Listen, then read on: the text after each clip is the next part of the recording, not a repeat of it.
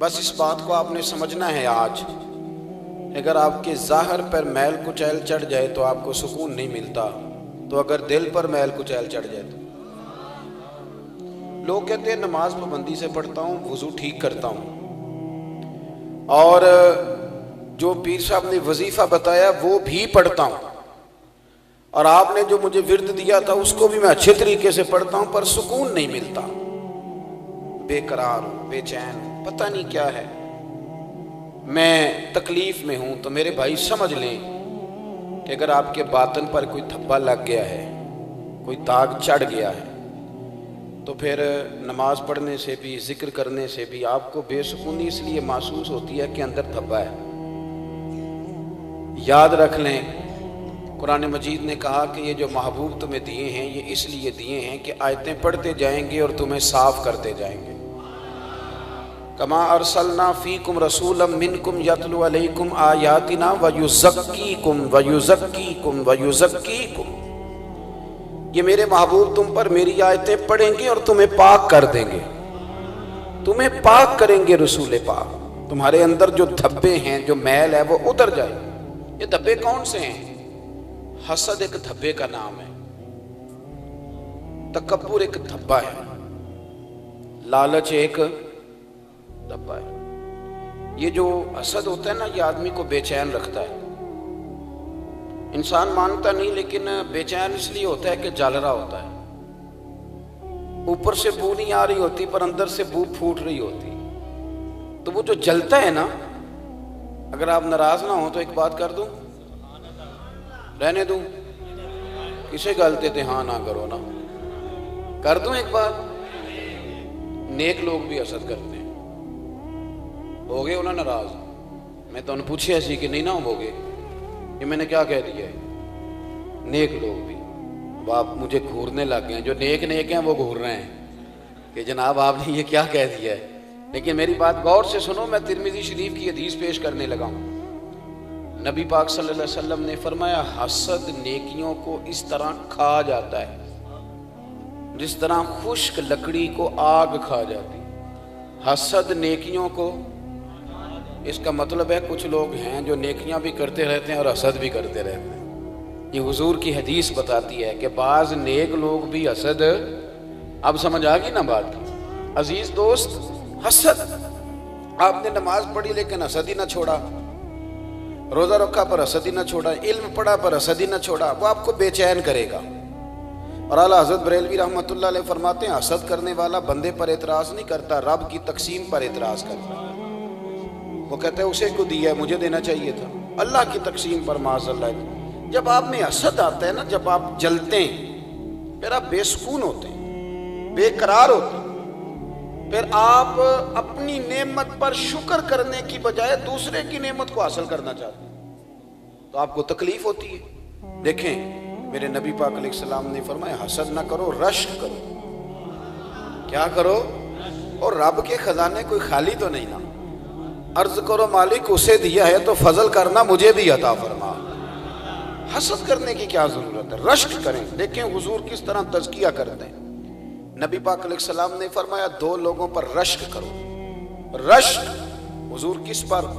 حضور فرمانے لگے ایک وہ جس کو اللہ نے مال دیا ہو، اور دوسرا مال اللہ نے دیا ہو تو وہ صبح شام اللہ کے راستے میں خرچ کرے، اور فرمایا دوسرا وہ شخص جسے اللہ نے قرآن کا علم دیا ہو، وہ صبح بھی قرآن کا درس دے اور شام بھی قرآن کا درس دے۔ رشک کا مزاج بنائیں، رشک کا، کہیں واہ واہ کیا بات ہے۔ دیکھیں نا، جب اللہ کسی کو نوازتا ہے تو اللہ ہمارا رب ہے نا، اس وقت ہمیں پتہ کیا کرنا چاہیے؟ بندہ نہیں دیکھنا چاہیے، رب کی عطا دیکھنی چاہیے، کہنا چاہیے کیا شانیں ہیں میرے رب کی۔ دیکھو کل غریب تھا تو آج اللہ نے کتنے رنگ لگا دیے، کل اس کو کوئی جانتا نہیں تھا اور آج دیکھو رب کریم نے کتنا نواز دیا ہے۔ رشک کریں۔ حضرت سیدنا عمر فاروق فرماتے ہیں میں نے ساری زندگی ابو بکر پر رشک کیا ہے، میں نے ساری زندگی ابو بکر پر، کو نہیں سمجھ آئی آپ کو میری بات، حسد نہیں کیا، کیا کیا ہے؟ وہ رشک کرتے تھے، کہتے تھے ابو بکر تیری کیا بات ہے۔ دوڑ ساری زندگی لگی رہی کہ میں نے ابو بکر سے نیکیوں میں آگے گزرنا ہے، پر ان کا اختلاف نہیں ہوا۔ حضرت ابو بکر صدیق تو جاتے وقت اپنی جگہ پہ جانشینی حضرت عمر کو بنا کے گئے. وہ کہتے ہیں میری دوڑ لگی رہی کہ میں نے نیکیوں میں آگے گزرنا ہے. حضرت ابو بکر صدیق بڑے بیمار تھے, علیل تھے. جب آپ نے کہا میرے بعد خلیفہ عمر ہوگا, لوگوں نے کہا حضور وہ تو بڑے سخت آدمی ہیں. تو حضرت ابو بکر فرمانے لگے میں دنیا سے جا رہا ہوں, اس حالت میں جو بڑا جھوٹا ہو وہ بھی سچ بولنے لگتا ہے. فرمایا تم جسے سخت کہہ رہے ہو نا, اگر میرے مالک نے مجھ سے پوچھا کہ ابو بکر تو میرے محبوب کی امت کس کے حوالے کر کے آیا ہے, تو میں اپنے رب کی بارگاہ میں عرض کروں گا مالک جو تیرے محبوب کی امت کو سب سے زیادہ پیار کرنے والا تھا اسے تیرے محبوب کی امت کا سربراہ بنا کے ہے. وہ کہتے ہیں میں نے ساری زندگی رشک کیا ہے جناب صدیق اکبر کا. دیکھیں نا, سال کے بعد 2.5% زکوٰۃ دینی پڑتی ہے. تو جن کو دیا نا اللہ نے, وہ بھی 15 مفتیوں سے فتویٰ پوچھتے ہیں کہ شاید کوئی گنجائش دے ہی دے کہ تیرے تھوڑے بندے ہیں. بڑے فتوے ادھر بھی جائیں گے ادھر بھی, گنجائش تلاش کرنے. اس لیے زیادہ لوگوں سے کبھی کبھی کہہ دیتا ہوں دوستوں سے, میں کہتا ہوں زیادہ مسئلے پوچھتا ہی وہ بندہ ہے جو گنجائش لینا چاہتا ہے. کہتا ہے کہیں سے کوئی رستہ بن جائے نکل جاؤں. 2.5% دینا بڑا مشکل ہے. تو حضرت عمر کہتے ہیں میں تو 50% لے آیا تھا. آپ سمجھے میری بات, جس کے بینک اکاؤنٹ کے اندر 1 کروڑ روپیہ پڑا ہے, آپ اس سے کہیں نا 50 لاکھ دے, اللہ کے رستے میں دیتا ہے, وہ سوال ہی نہیں پیدا ہوتا. حضرت عمر کہتے ہیں میں 50 لاکھ لے کے آیا تھا. ہم جب آدھا مال بیان کرتے ہیں تو ہم سمجھتے ہیں شاید کوئی شے ہی نہیں تھی, یعنی آدھا مال کہتے ہیں میں لے کے آیا تھا, پورا 50 لاکھ میں نے پیش کیے.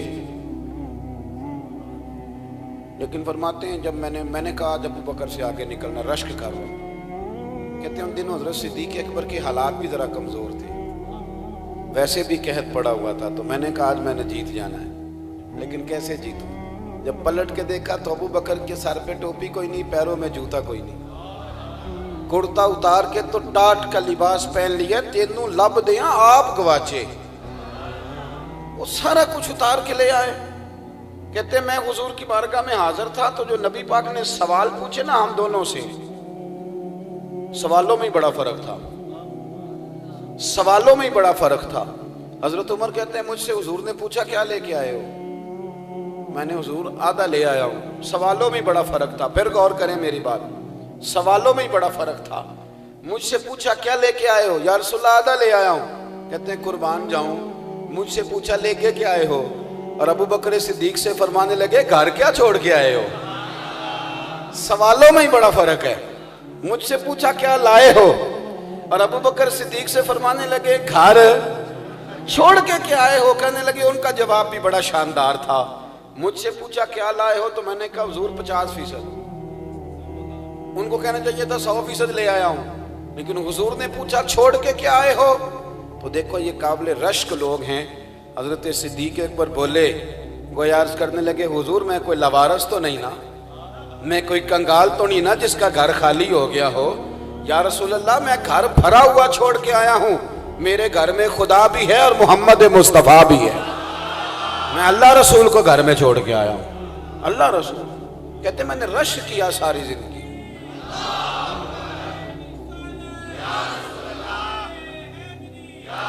ہمارا مسئلہ یہ ہے, دیکھیں نا ہمارا مسئلہ یہ ہے کہ ہمارے اندر نا وہ چیز پیدا ہو جاتی ہے, اس کو کیوں ملا ہے.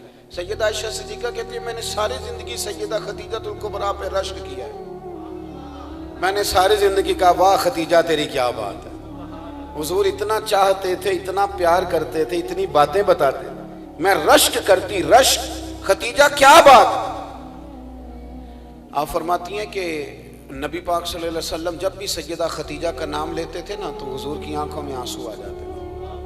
تو میں سوچتی تھی وہ کتنی نصیبوں والی بی بی ہے, جس کا تذکرہ کرتے ہیں تو آنکھیں اور نم ہو جاتی. دیکھیں نا حضرت عائشہ صدیقہ سے کسی نے پوچھا کہ نبی پاک کو سب سے زیادہ پیار کس سے تھا, ذرا رشک دیکھنا. تو حضرت عائشہ فرمانے لگی یہ پوچھنے والی بات ہی کوئی نہیں, حضور سب سے زیادہ سیدہ فاطمہ الزہرا سے پیار کرتے تھے.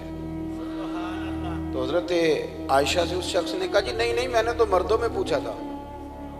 تو آپ فرمانے لگے یہ بھی کوئی مشکل سوال نہیں, نبی پاک صلی اللہ علیہ وسلم مردوں میں سب سے زیادہ پیار فاطمہ کے شوہر علی سے کرتے تھے. بتا دیا۔ اب مشکات میں دوسری حدیث اسی کتاب میں موجود ہے، کسی نے مولا علی سے پوچھا کہ حضور کو سب سے زیادہ پیارا کون ہے؟ تو حضرت علی فرمانے لگے پکی بات ہے سیدہ عائشہ صدیقہ۔ تو بندہ کہنے لگا جی نہیں میں نے تو مردوں میں پوچھا تھا۔ تو آپ فرمانے لگے یہ بھی کوئی مشکل سوال کوئی نہیں، عائشہ کے والد ابو بکر صدیق، وہ کہہ رہے ہیں وہ زیادہ پیارے ہیں اور یہ کہہ رہے ہیں۔ ایک بزرگ تھے پیر سید فیض الحسن شاہ صاحب آلو مہار شریف والے، بڑے قابل تھے، عالم تھے، درویش تھے۔ اگر آپ موبائل چھوڑ کے میری بات پہ توجہ کریں تو مجھے زیادہ خوشی ہوگی، اللہ تعالیٰ خیر کرے۔ یہ ویسے جس نے بنائے تھے اس نے لکھا نہیں تھا کہ ہر وقت ہاتھ میں ہی رکھنا، یہ اس نے نہیں کہا تھا۔ یہ ایجاد کرنے والے نے تھوڑی کہا تھا کہ یہ میں نے اس لیے بنایا کہ اس کو ہاتھ میں رکھنا، ہاتھ میں تسبیح رکھا کریں، یہ جیب میں رکھنے کے لیے، جب بجے تو باہر نکالے، مہربانی فرمائیں، اللہ کو جزائے خیر عطا فرمائے۔ اب تو نا جی ایک دوست ایک دن بڑا دور کا سفر کر کے آئے اور انہوں نے کئی دفعہ مجھے یہ باور بھی کرایا کہ میں بڑی دور سے آیا ہوں۔ باور بھی کراتے ہیں تو پیار سے بتاتے ہیں، بتایا میں بڑی دور سے آیا ہوں، لیکن ہر 1.5 منٹ کے بعد جیب سے موبائل نکال لیتے تو میں انہوں نے آکھیا میں کہ یہ زیارت کرنی ساجے تے گھر ہی کر لینی سی، تو نہ لمبا سفر کرنے کی کیا ضرورت، آپ تو میری زیارت کرنے آئے تھے بقول آپ کے، حالانکہ کوئی زیارت والا یہاں رٹا بھی کوئی نہیں، لیکن موج ہے نا لوگوں کی، اللہ آپ کو جزائے خیر عطا فرمائے۔ آج تو مجھے شفیق صاحب نے کہا تھا کہ آپ نے لائیو تقریر کرنی ہے لوگوں کے بیچ بیٹھ کے، مجھے کیا پتا تھا کہ وہاں بھی ریکارڈنگ کرانے جانا ہے۔ آپ مہربانی کریں، آج تو آمنے سامنے بیٹھے ہیں نا جی، اللہ تعالیٰ آپ کو جزائے خیر عطا فرمائے۔ چلو تھوڑا سا سامنے بیٹھ کے بھی بات، وہ کسی نے کہا تھا کہ اثر کرے نہ کرے سن تو لے میری فریاد، نہیں ہے داد کا طالب یہ بندہ آزاد۔ آپ میری بات پہ توجہ کریں گے، سید فیض الحسن شاہ صاحب آلو مہاروی رحمۃ اللہ علیہ، ان سے ایک بندے نے پوچھا جی حضرت عائشہ صدیقہ افضل ہے کہ سیدہ فاطمہ زہرا؟ تو آپ فرمانے لگے تجھے کیا مصیبت بنی ہے اس بحث میں پڑھنے کی، جو لوگ بڑے ہوتے ہیں وہ بڑے ہی ہوتے ہیں، جو بڑے ہوتے ہیں وہ۔ کہنے لگا جی آپ عالم کس بات کے ہیں، سوال کا جواب ہی نہیں دے رہے۔ فرمانے لگے چلو دے دیتے ہیں۔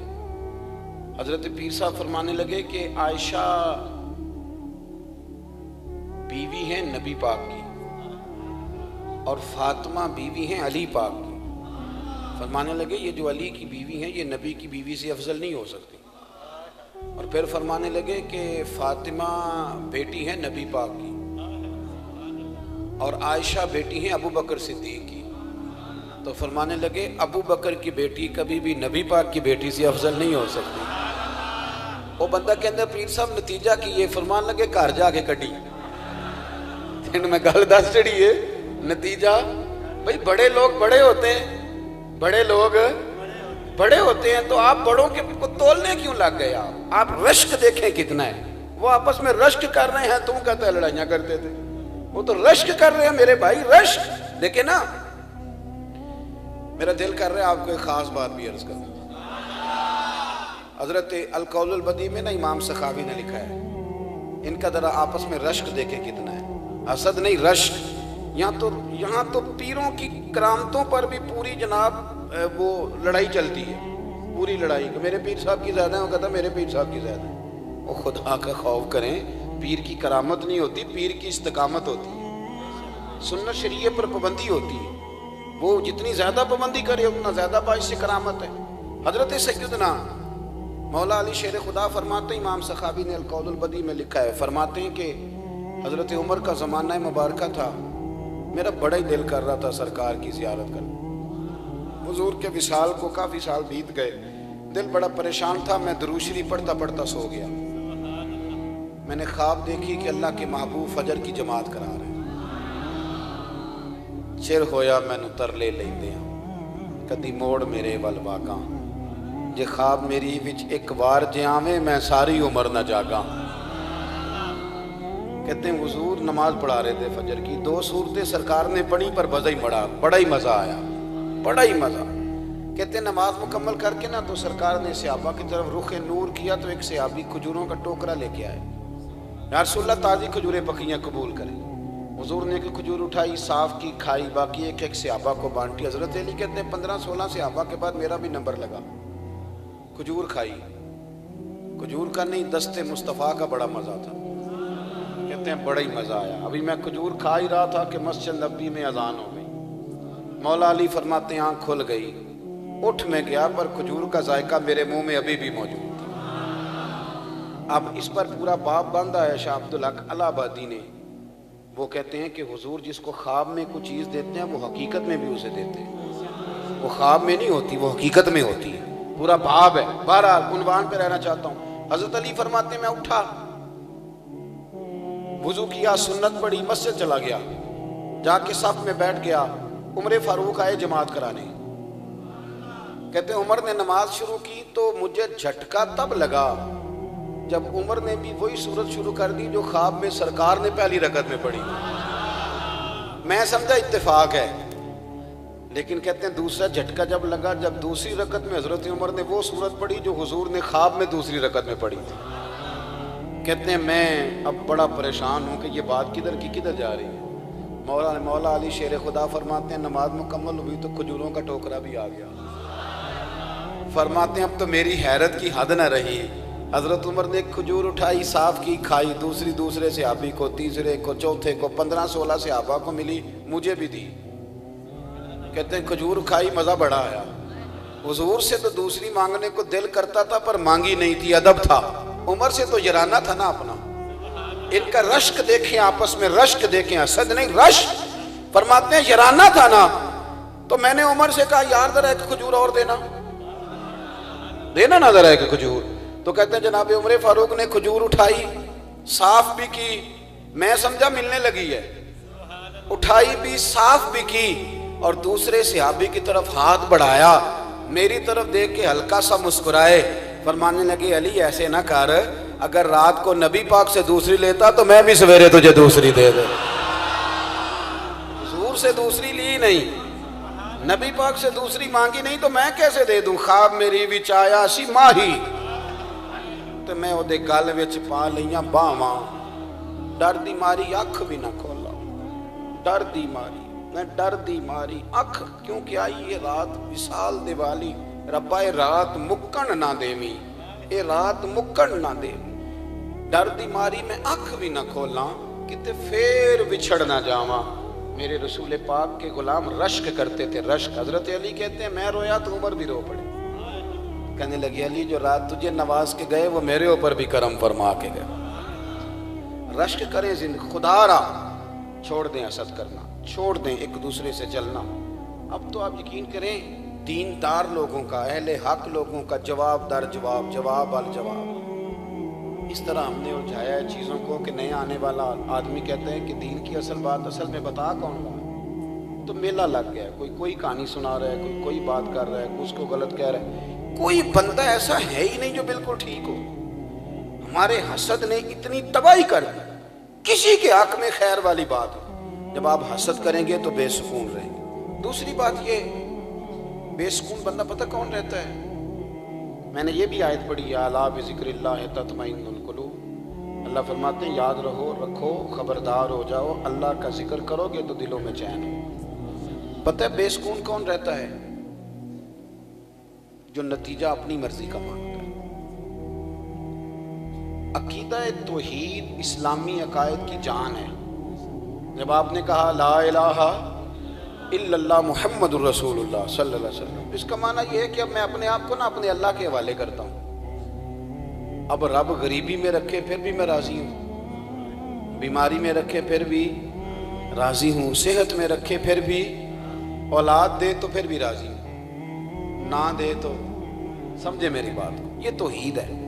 ہم نہ ٹھیک ہونا چاہتے ہیں، دوست اکثر آ کے کہتے ہیں کہ وظیفہ بتائیں، طبیعت ٹھیک نہیں رہتی تو انہیں کہتے ہیں یہ سورہ فاتحہ پڑھو، کہتے ہیں بڑی دیر سے پڑھ رہا ہوں پر شفا نہیں ہو رہی، تو میں کہتا ہوں پھر آپ اللہ کی رضا پہ راضی ہو جائیں، پھر اللہ کی رضا پہ راضی رہنا بھی تو سیکھو نا، راضی رہنا بھی تو سیکھو۔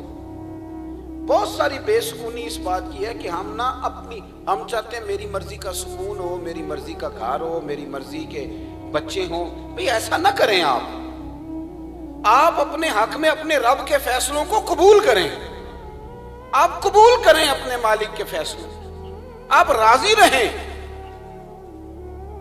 ہمارا مسئلہ یہ ہے، بے سکونی کی بنیادی وجہ یہ ہے کہ مان بھی لیا ہے کہ اللہ ہمارا رب ہے، مان لیا ہے، پھر یہ بھی ہم مانتے ہیں کہ اللہ علیم بھی ہے اور حکیم بھی ہے، اسے پتہ ہے کس کو کیا دینا ہے اور کب دینا ہے. جانتے ہیں نا وہ بے سکونی کس بات کی ہے، بے قراری کس بات کی ہے. ایک مجھے دل پہ ہاتھ رکھ کے بات بتانا، جاگے جی آپ لوگ میری بات پہ توجہ کریں. جو آدمی باہر گن لے کے کھڑا ہوتا ہے مسجد میں، تراویح کے نمازیوں کی نگرانی کر رہا ہوتا ہے، اس کی ضرورت ہوتی ہے کہ نہیں؟ کوئی اہمیت ہے اس کی؟ جو آپ کے فوجی کھڑے ہیں سرحدوں پہ، ان کی حفاظت ضرورت ہے کہ نہیں؟ ہے نا. لیکن آپ اب پابند کریں کہ یار تجھے نہیں پتا اندر جماعت ہو رہی ہے تو چھوڑ. ہم نہ پتہ کیا کرنے لگے، ہم اللہ کے فیصلوں پہ راضی نہیں. وہ بندہ پتہ کیا کہتا ہے دیکھو کتنا مجبور ہوں، کتنا غریب ہوں، باہر کھڑا ہوں، سرحد پہ کھڑا ہوں، لوگ گھروں میں موجے کر رہے ہیں. اسے یہ نہیں پتا کہ نبی پاک صلی اللہ علیہ وسلم نے فرمایا وہ آنکھ جہنم پر حرام ہے، وہ آنکھ جو اللہ کی رضا کے لیے پہرے داری کرتی ہے، لیکن وہ وہاں کھڑا ہے تو بے سکون ہے.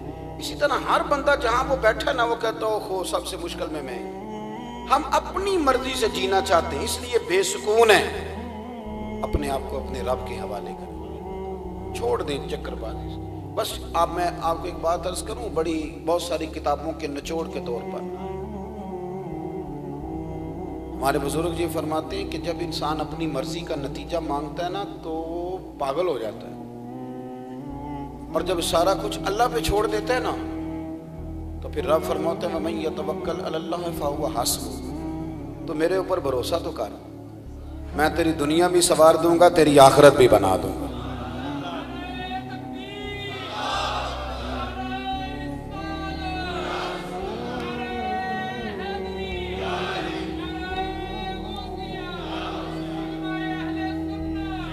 بخاری کی حدیث سنیں، حضرت انس بن مالک رضی اللہ تعالیٰ عنہ حدیث کے راوی ہیں. فرماتے ہیں ایک عورت حضور کی بارگاہ میں حاضر ہوئی، عرض کرنے لگی یا رسول اللہ صلی اللہ علیہ وسلم مجھے مرگی کا مرض ہے. یہ جو مرگی کا مرض ہوتا ہے نا، یہ انسان کے دماغ پہ اثر کرتا ہے، اٹیک کرتا ہے، اور پھر انسان کا پورا وجود پھڑکنے لگتا ہے. مرگی کا مریض بیچارہ نہ کسی فنکشن میں جا سکتا ہے، نہ کسی تقریب میں جا سکتا ہے، کوئی پتہ نہیں کب دورہ ہو جائے گا، نہ ڈھب سے بیٹھ سکتا ہے، نہ کھا سکتا ہے، نہ سو سکتا ہے. اور پھر اگر مریض ہو عورت، تو عورتیں تو ویسے بیچاری پہلے ہی کم حوصلے والی ہوتی ہیں. عورت حاضر خدمت ہوئی، میری بات پہ غور کرنا ہے آپ نے. اس نے عرض کی یا رسول اللہ صلی اللہ علیہ وسلم مجھے مرگی کا مرض ہے، حضور بڑی دیر سے ہے، میں بڑی تکلیف میں ہوں. یا رسول اللہ میں اس طبیب کے پاس آئی ہوں جو کائنات میں سب سے بڑے طبیب ہیں، حضور میرے لیے دعا کر دیں. یا رسول اللہ دعا کر دیں اللہ مجھے شفا دے دیں. حضور مسکرائے اور سرکار فرمانے لگے تو میرے ساتھ ایک سودا نہیں کر لیتی؟ اس نے کہا حضور وہ کیا؟ سرکار فرمانے لگے جا تجھے اجازت ہے، کوئی پابندی نہیں، اگر تو کہتی ہے تو میں تیرے لیے دعا کرتا ہوں، رب تجھے ابھی شفا عطا کر دے گا، اپنا فضل کرے گا.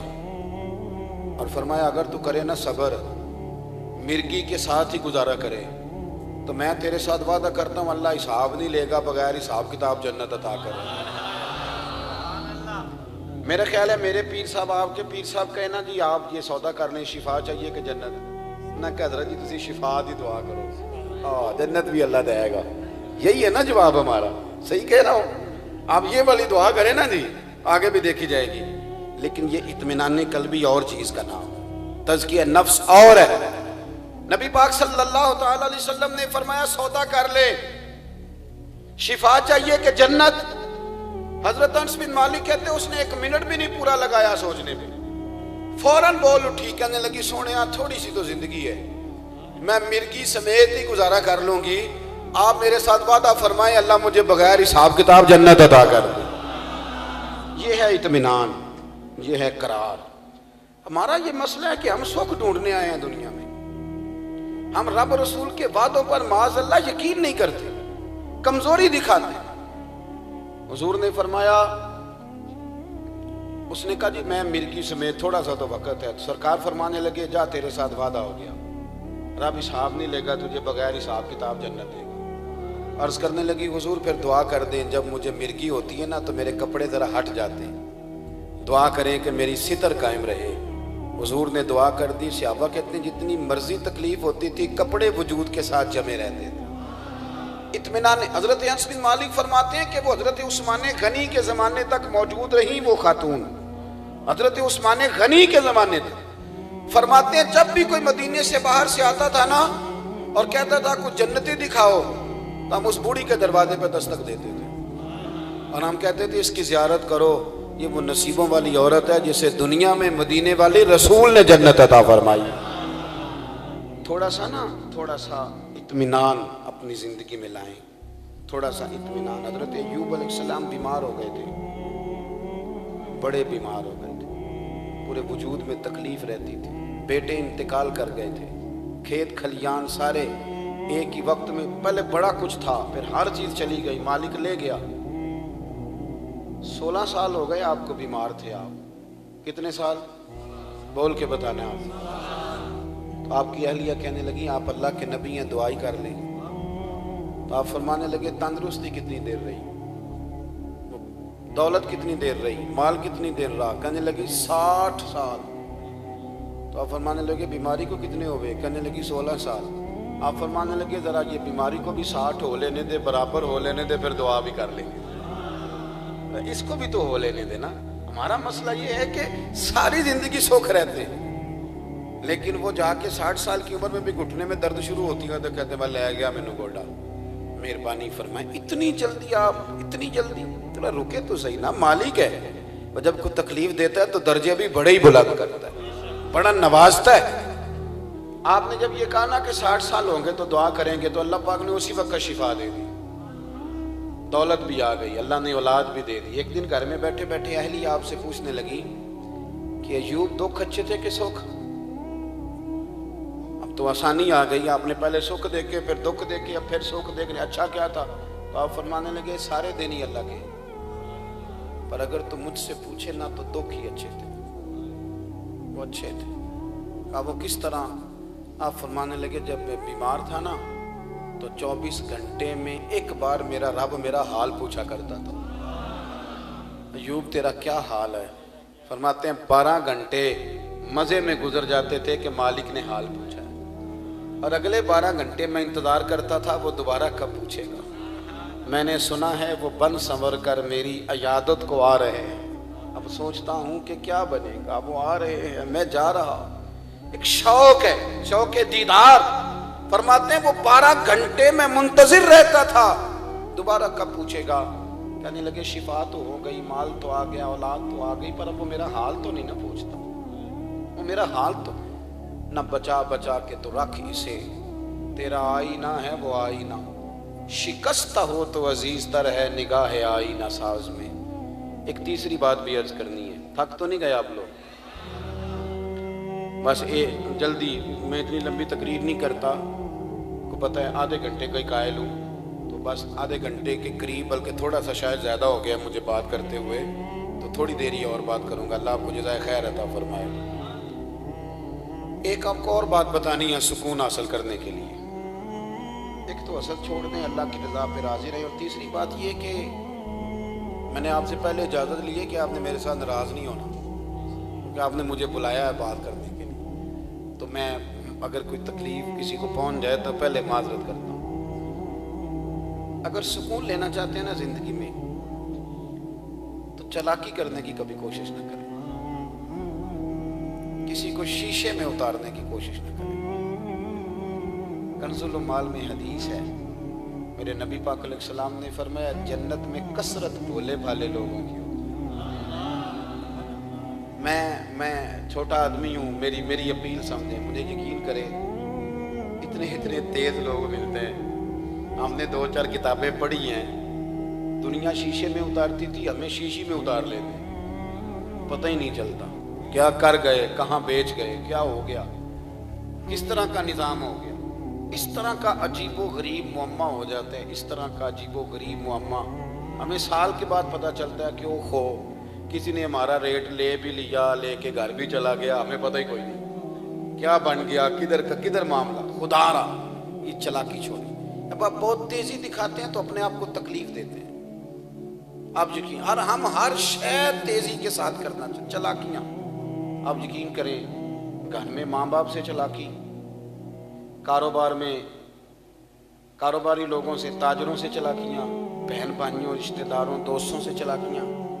میں کچھ ایسے بیوقوفوں کو جانتا ہوں جو اپنے استاد اور مرشد سے بھی چلاکی کرتے ہیں. ہاں، اپنی جان پہ ظلم کرتے ہیں، کبھی ایک نقطہ فیض نہیں پا سکیں، سوال ہی پیدا نہیں ہوتا. ان کی بارگاہ سے تو فیض وہ پاتا ہے جو اپنا آپ مٹا کے ان کے قدموں میں پیش کر دیتا ہے. کبھی بھی یہ چلاک بننا، تیزی دکھانا، کہانیاں سنانا، شیشے میں اتارنا، کیا کر لیتے. آپ کو پتہ ہے سیاستدانوں کی عزتیں کیوں قائم نہیں رہتی؟ الا ماشاءاللہ، سب کی بات نہیں کرتا، ان کے چلاکی کرتے ہیں، جھوٹ بولتے ہیں، دعوے کرتے ہیں، چند دن لگتے ہیں وہ شیشہ سارا ٹوٹ جاتا ہے، کوئی شے نہیں پلے رہتی. کبھی بھی تیزی نہ دکھائیں.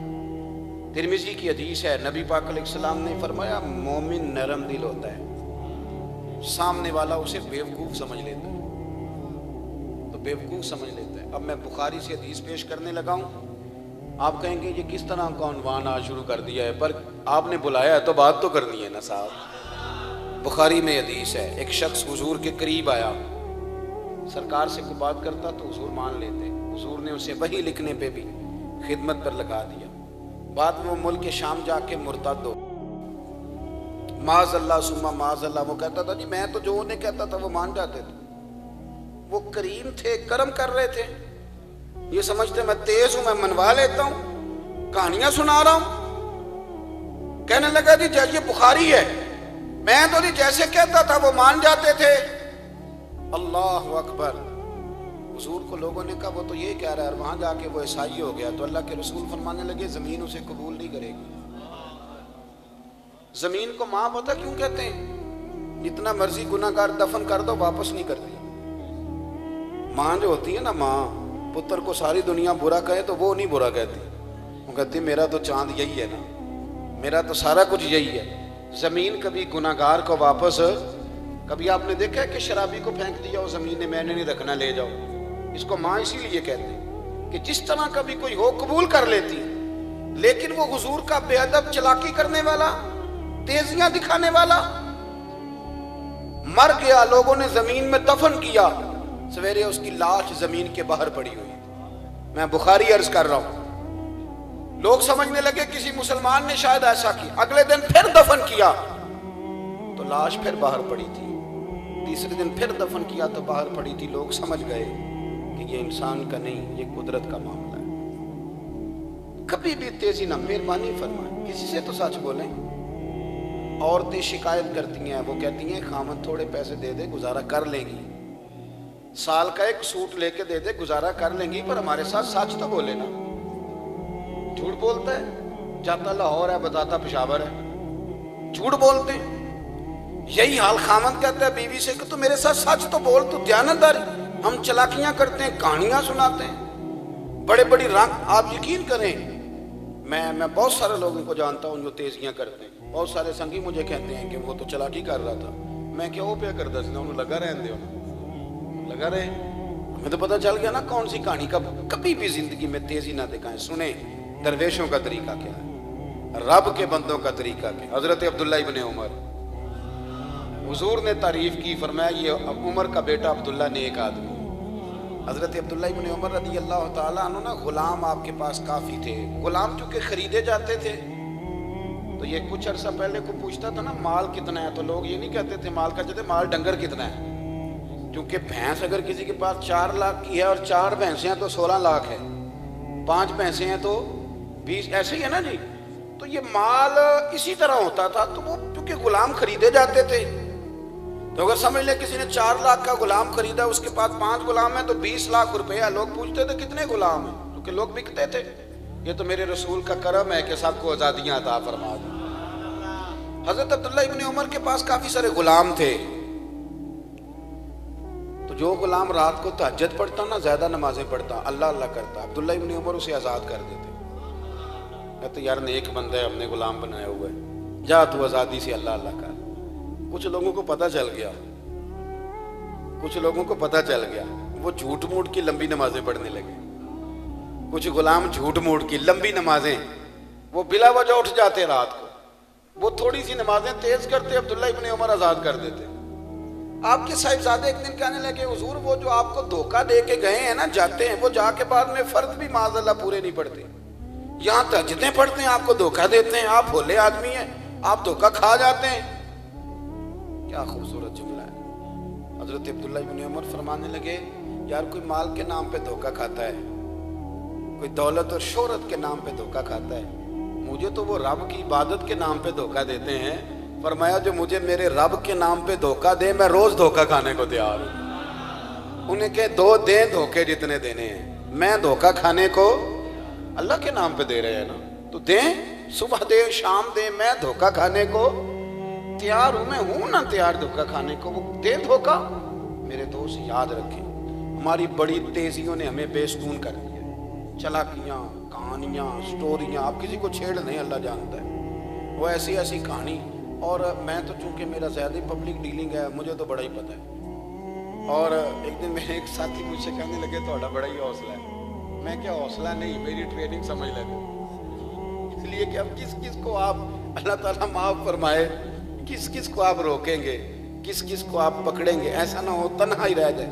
ایسی کہانی لوگ بناتے ہیں، نہ ایسا کریں، تکلیف ہوتی ہے، آپ کے بڑوں کو تکلیف ہوتی ہے، گھر والوں کو۔ آپ سادی بات کریں، سچی بات کریں، دیانت کی بات کریں، پرہیزگاری کی بات کریں۔ سچ بول کے نا، جھوٹ بول کے جیتنے سے بہتر ہے سچ بول کے ہار جائے گا۔ ہار جاؤ پر سچ بولو، آپ کھری بات کرو، سچی بات کرو، کبھی بھی اپنی زندگی میں دیکھیں نا، امام اعظم ابو حنیفہ رحمت اللہ تعالیٰ علیہ کپڑے کے تاجر تھے، تو کپڑے میں کوئی نقص ہوتا تھا نا تو گاہک جب کپڑا پسند کرنے لگتا تھا تو پہلے بتاتے اس میں یہ نقص ہے، اس میں یہ نقص ہے، اس کو ذرا دھیان سے خریدنا، یہ کپڑا ٹھیک نہیں ہے۔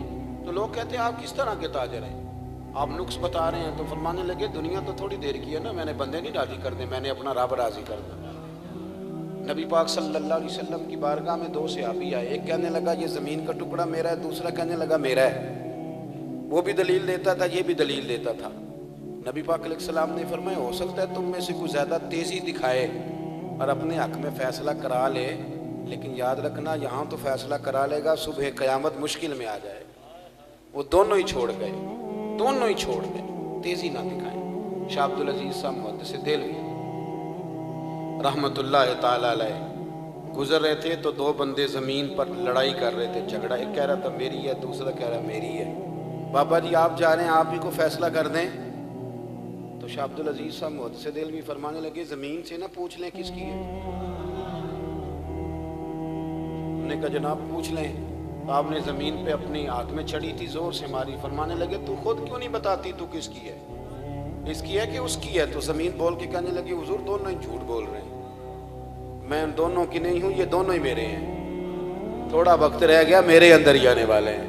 مٹی دیں تے مٹی رہنا ہی، مٹی دیں تے مٹی دیں تے چلاکی کر کے سونے کا تو نہیں نہ بن جانا، جو ہے نا وہی رہنا ہے نا۔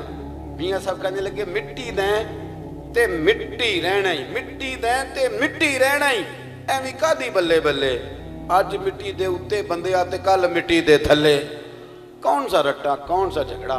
مہربانی کریں، تین باتیں عرض کی ہیں، اگر سکون چاہتے ہیں ایک تو حسد بغض کینہ چھوڑ دیں، دوسرا میرے عزیز مہربانی فرمائیں اللہ تبارک و تعالیٰ کی بارگاہ سے ڈریں اور کوشش فرمائیں رب کی رضا پہ راضی رہنے کی، اور تیسری گزارش آپ کی خدمت میں یہ عرض کی ہے مہربانی کریں سادی بات کریں، سچی بات کریں، کوئی تیزی نہ دکھائیں، کوئی چالاکی نہ کریں، کوئی کسی قسم کی کوئی سٹوری اپنی زندگی میں نہ چھیڑیں۔ آپ یقین کریں رب رسول اس بندے سے بڑا ہی پیار کرتے ہیں جو سچ بولتا ہے، جو خاموش رہتا ہے۔ حضور نے فرمایا جو چپ کر گیا وہ تو نجات پا گیا۔ اس لیے اپنی زندگی میں یہ خوبصورتیاں لائیں، پھر دیکھیں رب کریم کتنا نوازتا ہے۔ دعا کرتا ہوں جو میں کہہ سکا میرا اللہ قبول فرما لے، جہاں بھول گئے اللہ ہم سے درگزر فرمائے۔ آخر دعوانا ان الحمدللہ۔ پروگرام چلے گا جی آگے؟ اللہم صلی علی سیدنا و مولانا محمد معدن الجود والکرم وآلہ وصحبہ وبارک وسلم۔ ربنا آتنا فی الدنیا حسنۃ وفی الآخرۃ حسنۃ وقنا عذاب النار۔ اللہ کتنی پیاری محفل سجائی گئی، کتنے کثیر لوگ آئے۔ اللہ ہماری حاضری کو قبول فرما، ہمارے گناہ معاف فرما، ہماری غلطیوں سے درگزر فرما۔